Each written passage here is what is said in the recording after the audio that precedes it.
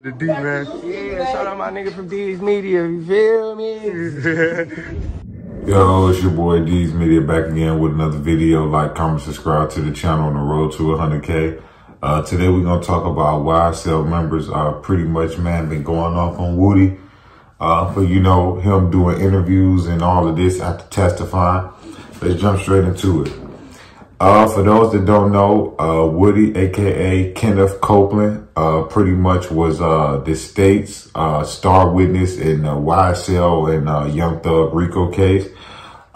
This guy been around Young Thug since the early late 2000s and 10s, something like that. Around the time, you know, when he was working with Birdman and stuff like that. But pretty much, man, you know, this guy was picked up after Big Nut passed away. And pretty much, man, ever since then, you know, this guy's been pretty much a government informant. I'm not going to say that he was paid or anything like that. But pretty much Fannie Willis, Georgia lead prosecutor, pretty much said that from 2015 all the way to 2024, they interviewed him over 6 times. So he pretty much cooperated with law enforcement, you know, 6 different times. The part that make this situation so bad is that, you know, that this guy is out and he's free.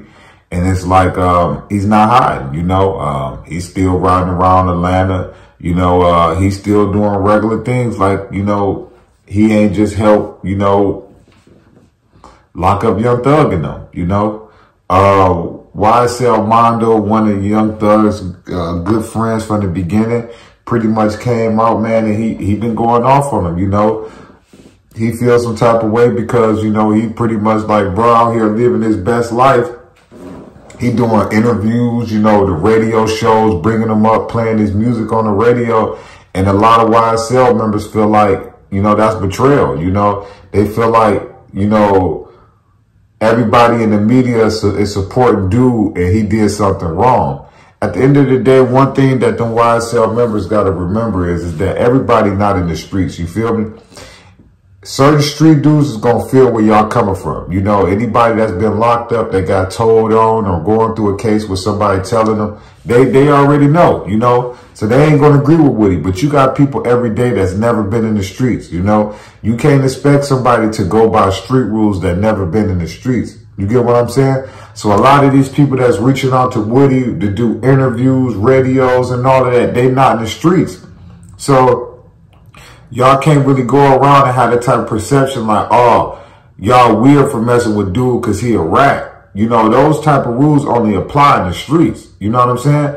So for a lot of people that's been messing with Woody, fans and all of that, they're not street dudes. So y'all can't expect them to have the same type of stance and the same type of,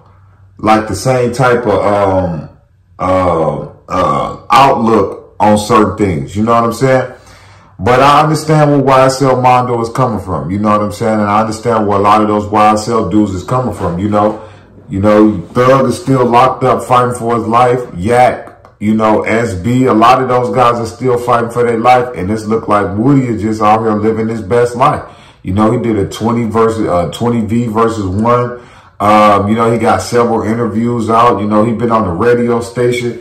So I can completely understand those YSL dudes, you know, they feel some type of way, you know, they feel like, you know, the media is catering to a snitch or a rat and the real ones we ain't messing with. But like I'm going to keep telling y'all, that's the problem with this world. When you try to put corporate America in the streets together, it don't work.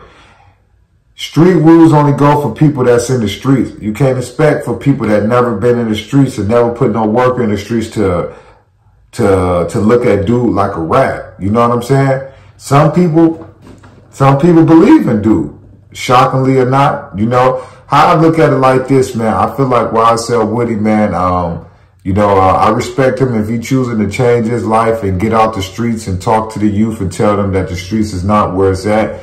But I feel like anybody that's a willing participant in any type of crime or anything, but then when they go left, you know, you want to cooperate or you want to tell, I feel like that's the lowest a person ever. I feel like that's a snake of all snake, you know. But that's why there's no loyalty in these streets no more. Because here it is, you got a guy, YSL Woody, that was a willing participant on countless of things, you know. But when things didn't go his way or he got arrested, you know, he started working with the people, you know.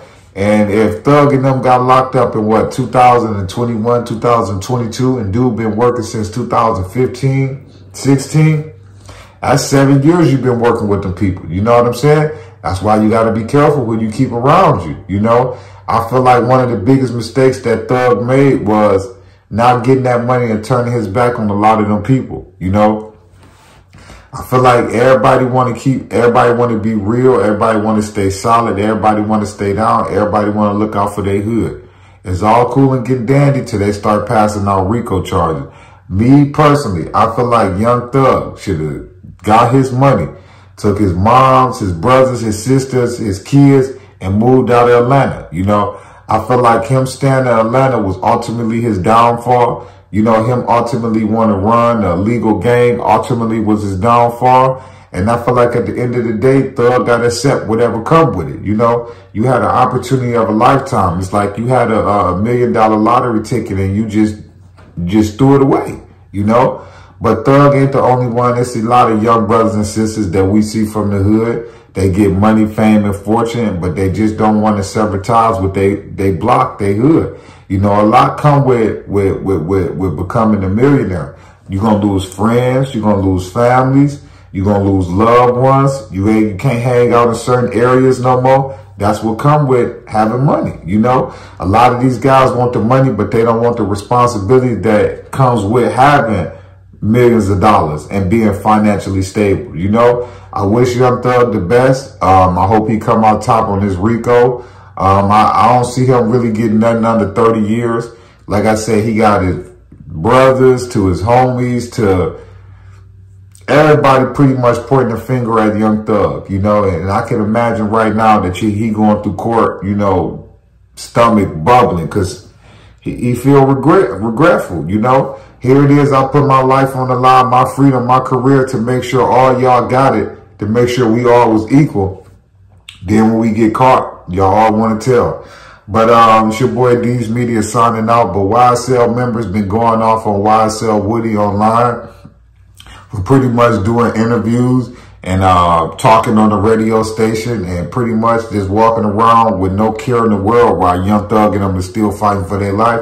But at the end of the day, that's what come with the streets. Everybody not built for the streets, and that's just the real part about it. But it's your boy D's Media signing out. Peace, positivity, network growth. Let's say these kids. The D, man. Yeah, shout out my nigga from D's Media. You feel me?